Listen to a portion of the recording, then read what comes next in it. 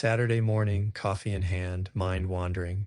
This is where I process the week, explore ideas that don't fit neatly into frameworks, and share what's been rattling around in my head. No agenda, no clean conclusions, just thoughts worth thinking. On decisions versus resolutions. I've been thinking about why resolutions fail.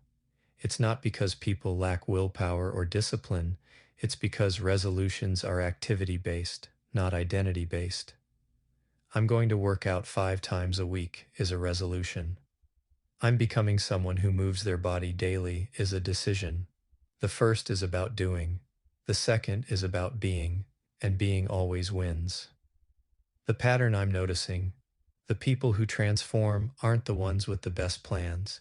They're the ones who decide who they're becoming and then act accordingly. They don't try to work out, they're athletes. They don't try to write, they're writers. They don't try to build, they're builders. The question I'm sitting with: what if transformation isn't about changing what you do, but about deciding who you are? On the cost of addition, we live in an addition culture. More is better. Growth equals expansion. Success equals accumulation. But I'm learning, addition has a hidden cost. Every time you add something, you're subtracting from something else. Add a new client, you're subtracting time from existing clients. Add a new offer, you're subtracting focus from your core business. Add a new commitment, you're subtracting energy from what matters most. The trap: we see the benefit of addition, new revenue, new opportunity, new growth. We don't see the cost of addition: diluted focus, increased complexity, stolen peace. The shift: what if the most profitable thing you could do in 2026 is subtract? What if simplicity is your competitive advantage? What if less is actually more?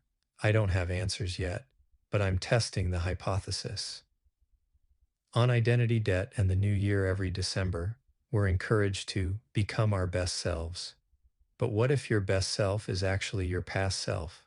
What if the version of you that worked last year is the version holding you back this year? This is identity debt. You're clinging to who you were because that person was successful, but that person can't take you where you need to go. Examples from my own life. Last year, I was the consultant who does everything. That identity got me to 250K. It's preventing me from getting to 1 mil. Last year, I was the guy who's always available. That identity made me popular. It's making me exhausted. Last year, I was the person who has all the answers. That identity made me feel valuable. It's preventing my team from growing. The work, paying down identity debt, isn't about becoming someone new.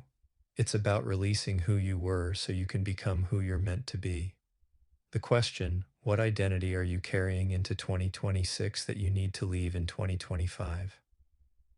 On peace as a decision. Used to think peace was something that happened to you. You worked hard. You achieved success. Then, maybe, you got peace. But this year taught me, peace is a decision, not a destination. You don't find peace. You design for it. You don't earn peace. You protect it. You don't wait for peace. You create it. The shift: I'm not waiting for my business to calm down so I can have peace.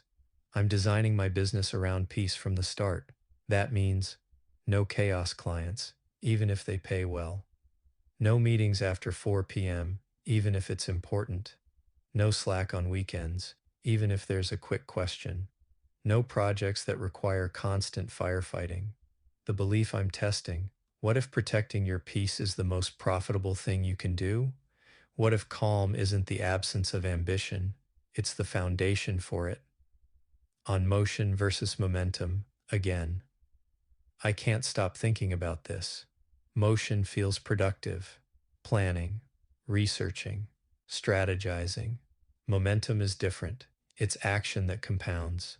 The trap: motion lets you feel busy without risking failure. You can plan forever, research indefinitely, prepare for every scenario. Momentum requires commitment. It requires choosing. It requires acting before you feel ready. The pattern: when I'm anxious, I plan. When I'm uncertain, I research. When I'm afraid to commit, I strategize. Motion is my coping mechanism. The question, how much of my week is motion disguised as work? How much of my productivity is just elaborate procrastination? I tracked it last week. 38% was motion. This week I'm implementing the 30-minute planning rule. Plan for 30 minutes, then do for 90 minutes. Repeat. If I'm planning for more than 30 minutes, I'm probably procrastinating. On what I'm reading. I'm rereading Atomic Habits by James Clear. Not because I don't know the concepts, but because I need the reminder. The line that's sticking with me. You do not rise to the level of your goals. You fall to the level of your systems. That's why resolutions fail. They're goals without systems. Decisions create systems. They change who you are, not just what you do. The practice. I'm not making resolutions for 2026. I'm making 5 decisions that will define who I become, and I'm building systems around those decisions. What I'm pondering this weekend. Few questions I'm sitting with. What identity am I carrying into 2026 that I need to leave in 2025? 2. What's one thing I can subtract in January that would create 10x the space? 3. How much of my week is motion versus momentum? 4. What boundary do I need to set to protect my peace? 5. Who am I becoming and am I acting accordingly? I don't have clean answers yet, but I'm sitting with the questions. What I'm listening to album. In Rainbows by Radiohead. There's something about this album that creates space for deep thinking. It's complex but calming, layered but focused. Perfect for a Saturday morning when you're processing the year and setting intentions for the next. What I'm grateful for. This week challenged me to think differently about transformation. Not as something I do, but as someone I become. Not as goals I achieve, but as decisions I make. Not as resolutions I try, but as systems I build.